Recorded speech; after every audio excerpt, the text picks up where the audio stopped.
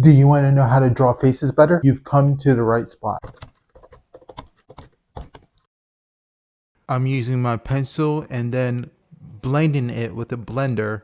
And then you can see me use a sandpaper pad to sharpen up my blender so I can use it to help get fine blending in certain areas where I need to go over.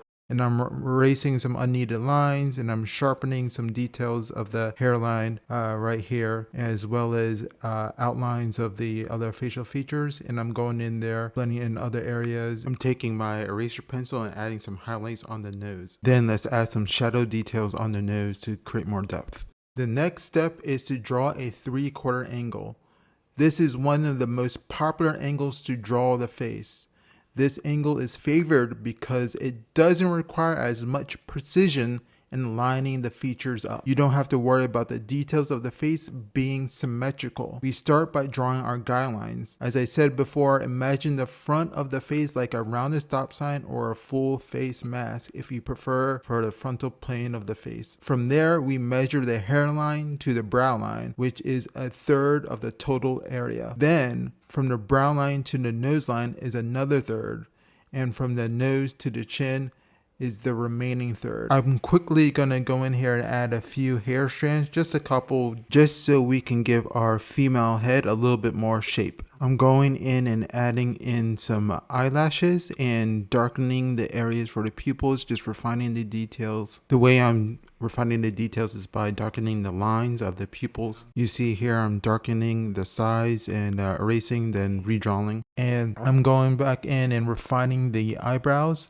kind of darkening those up. Then I'm going down and adding more details to the lips. I'm also adding details to the ears and strands for the hair. I want to get the shape right. I will do some rendering, indicating where my light source will be to help me understand the form and light direction. I'll also adjust the shadows accordingly. I'll darken the eyes, outline the shape of the hair, and make final tweaks. From there, I'll add highlights to the side of the face and the ear.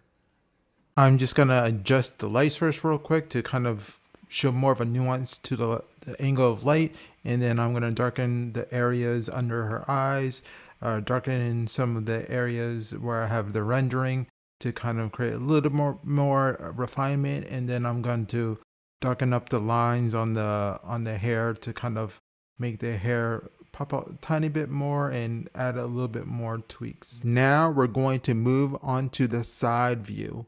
In this view, I aim for an egg shape. I use the guidelines from the other views to accurately place the hairline, brow line, eyes, nose, lips, and ear.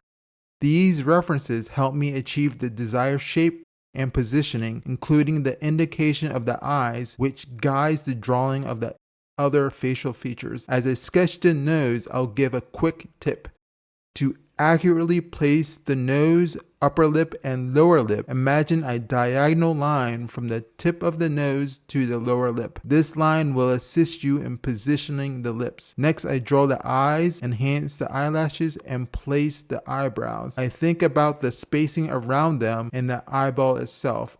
I add shapes and lines for the lips and details for the ear, though you don't need to be too precise with the ear since most people don't stare at ears. You can simply draw squiggly lines and it will still be perceived as an ear as long as you get the overall ear shape correct.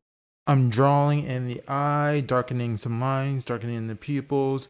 I'm drawing in the eyebrows, darken those in, erase it, refine it, making some tweaks and adjustments on the spot.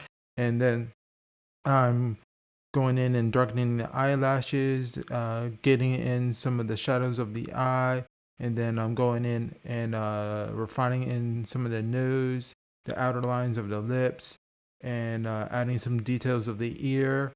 And I want to make sure that I can get my overall shapes of inside the ear correctly, and then I'm starting to plan out where the shadows are going. While doing this, I'm also considering where the light source is. This helps me define the form of the face. I think about the curvature of the face and shade the dark areas accordingly, such as around the nostrils, under the cheekbones, and around the ear and forehead. I want to create more depth, so I leave a lighter area on the front part of the forehead in this side view. Then I use my blender and eraser to blend the shading and create highlights. I'm going in now and refining some of the blending more and more. I'm using the pencil eraser to kind of knock out some more highlights. And I'm darkening the shadows around the chin. And I'm smoothing out some blending around the eye area. I'm going in and blending as much as possible to really smooth the blending and getting it to a level where it feels best for me. I'm also using the pencil eraser to enhance some highlights, especially around the ear. Additionally, I darken and intensify the shadows, particularly around the neck, and refine the lines for the hair, simply indicating the hair shape.